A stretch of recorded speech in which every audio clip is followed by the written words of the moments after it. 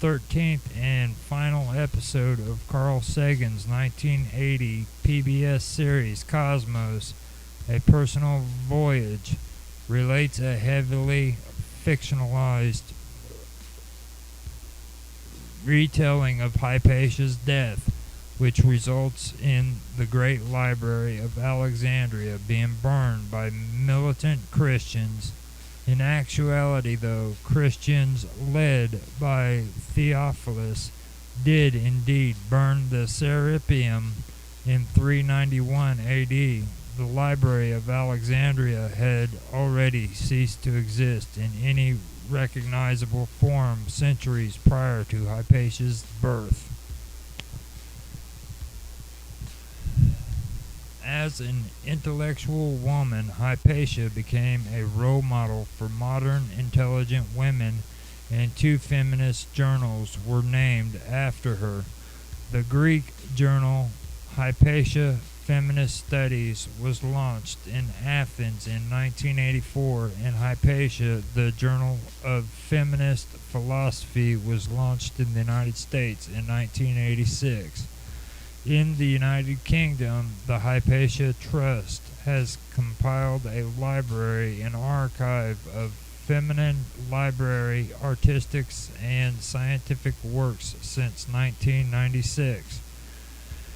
An extension of the trust has established the Hypatia in the Woods retreat in Washington State, where artistic, business, and academic women can spend time to work on projects.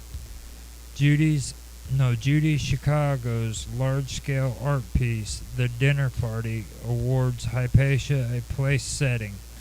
Major works of 20th century literature contain references to Hypatia, including Marcel Proust's story Madame Swann at Home and Within a Budding Grove, from In Search of Lost Time, and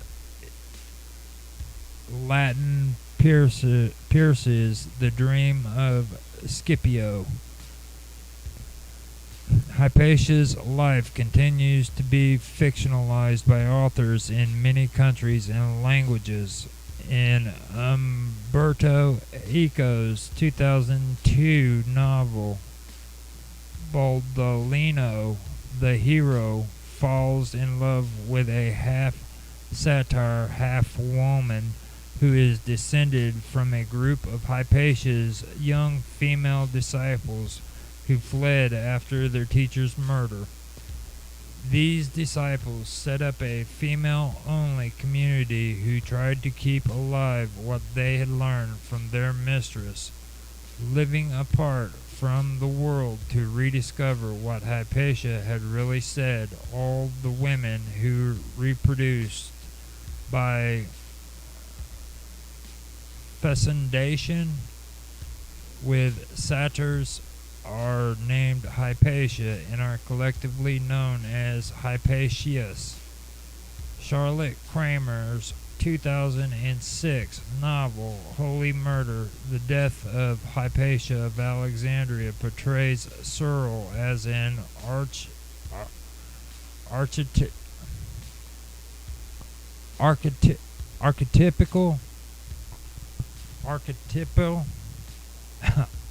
archetypal villain without an ounce of good. Hypatia is repeatedly described as brilliant and beloved, and she humiliates Cyril by demonstrating that she knows more about Christian scripture than he does. Kai Longfellow's novel Flow Down Like Silver in 2009 invents an elaborate backstory for why Hypatia first started teaching. Yusuf Zaidan's novel Azazel in 2012 describes Hypatia's brutal murder through the eyes of the monk Hypa, who witnesses the incident. In the plot to save Socrates in 2006 by Paul Levinson, and its sequels, Unburning Alexandria Novelette 2008, Novel 13, and Chronica Hypatia, turns out to have been a time traveler from the 21st century United States. The 2009 movie Agora, directed by Alejandro Amenabar and starring Rachel Weisz as Hypatia, is a heavily fictionalized dramatization of Hypatia's final years. The film, which was intended to criticize contemporary Christian fundamentalism, has had wide-ranging impact on the popular conception of Hypatia. Unlike previous fictional adaptations, Agora emphasizes Hypatia's astronomical and mechanical studies rather than her philosophy, portraying her as less Plato than Copernicus. It also, more than any other previous portrayal, emphasizes the restrictions imposed on women by the early Christian church. In one scene, Hypatia is sexually assaulted by one of her father's slaves who has recently converted to Christianity, and in another scene, Cyril reads a verse from 1 Timothy 2:8-12 forbidding women from teaching. Near the end of the film, Synesius warns Orestes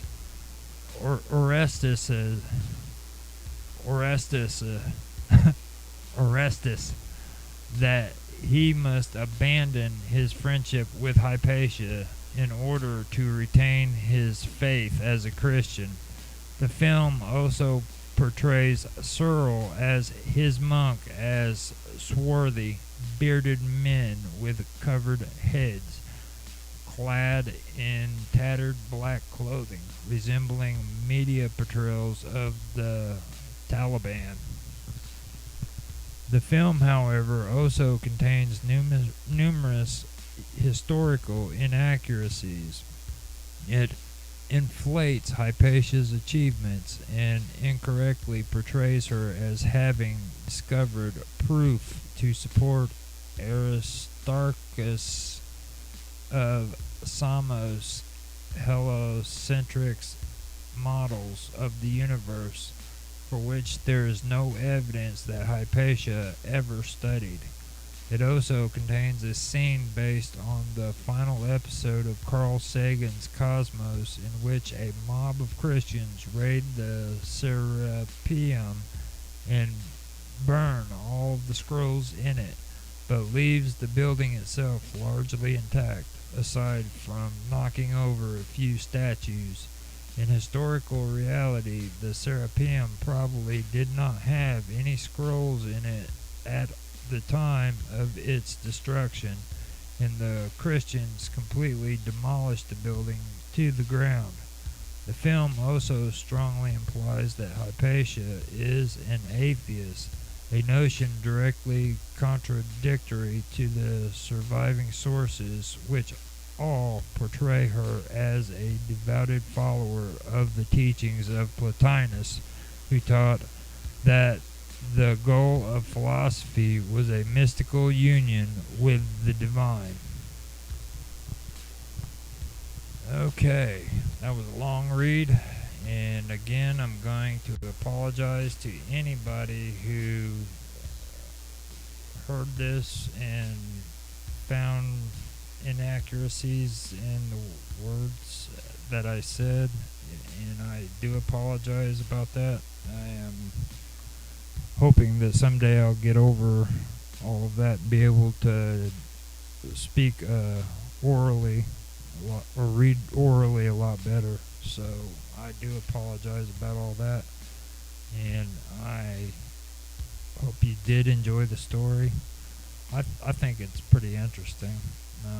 It's been a while since I've actually read that, but reading it again, it's actually pretty good. It brings to light a lot of things,